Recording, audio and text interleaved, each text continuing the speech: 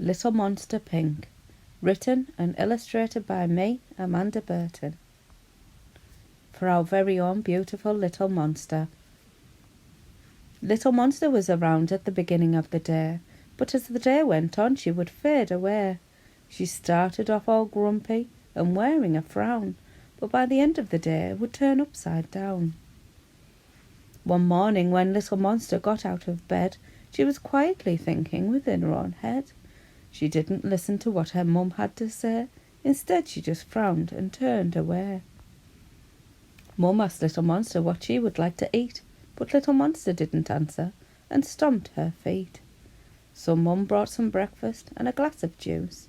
She tried to talk to Little Monster, but it was still no use. As the day went on, Little Monster stayed around. She wouldn't join in and continued to frown. This made Mum sad as she wanted to help, but Little Monster just wanted to be by herself. But Mum kept on asking what was wrong. Then Dad came along and tried singing her a song. Sister came by and asked Little Monster to play.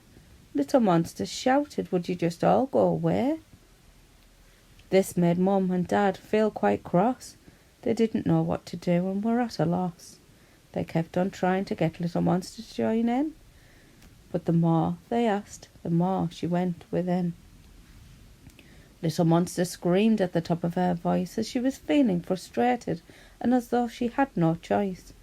She just wanted some time on her own to chill, but she could hear Mum grumbling still.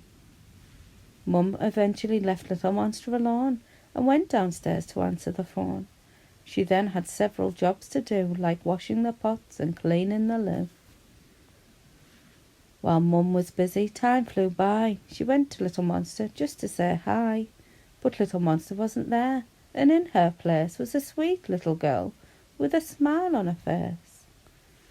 She'd realised that it wasn't much fun on her own just after her mum had gone to answer the phone.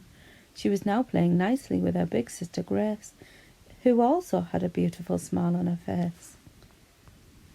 She had knocked quietly on Grace's bedroom door. Her sister didn't answer, so she knocked some more. The door slowly opened and 2 eyes peeped out. Her sister said quietly, "Please don't shout." Isabel said sorry. Then she let out a moan. She explained that she just wanted to be left alone. She began to cry as she felt so bad. This made Grace feel very sad. The 2 girls cuddled and were friends once more. Grace asked Isabel, "Why were you grumpy before?" Isabel explained that she just needed some time, and if she was left alone, she would be just fine. When she first wakes and gets out of bed, she likes a little time to clear her head, to work out the thoughts which are going around, and to enjoy the peace and quiet not making a sound. She'd be much happier if she was left for a while, and then she may even leave her room with a smile. The 2 little girls decided to write this down. Then they could hopefully begin to explain Isabel's frown. They would then pass this to their mum and dad, helping them to understand why Isabel was feeling sad. Hopefully they could then start working together, learning to understand each other, making life much better. Things didn't change that very day, as it took a little time to find their way.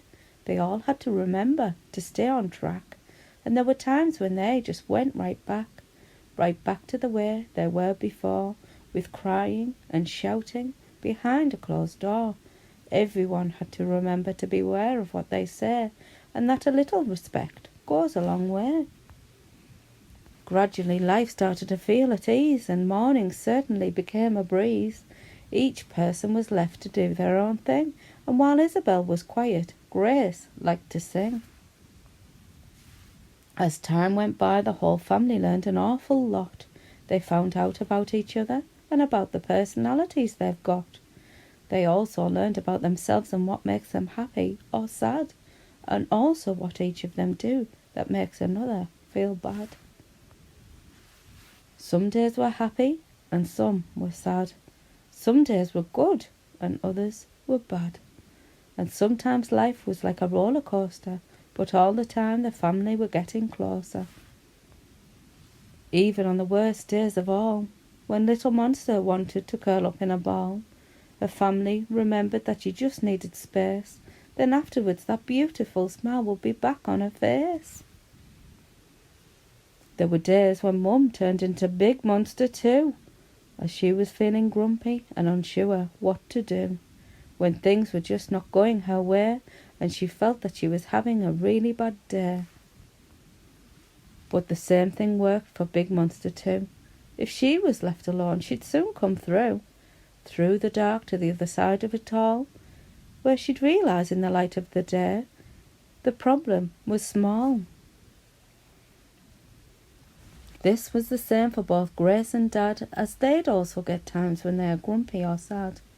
It happens to us all, some more than others. We all get days where we'd like to stay under the covers. But the best thing to do when we feel this way is try to talk to someone, even if the words are hard to say. But please remember, no one can be happy all of the time. But if we help each other, it will all be fine. It really is okay not to be okay. But please try and find the words to say. And if you really do struggle to find the words to talk, then get some air and go for a walk. Have a hug with someone or visit a friend. And remember, these bad feelings will come to an end.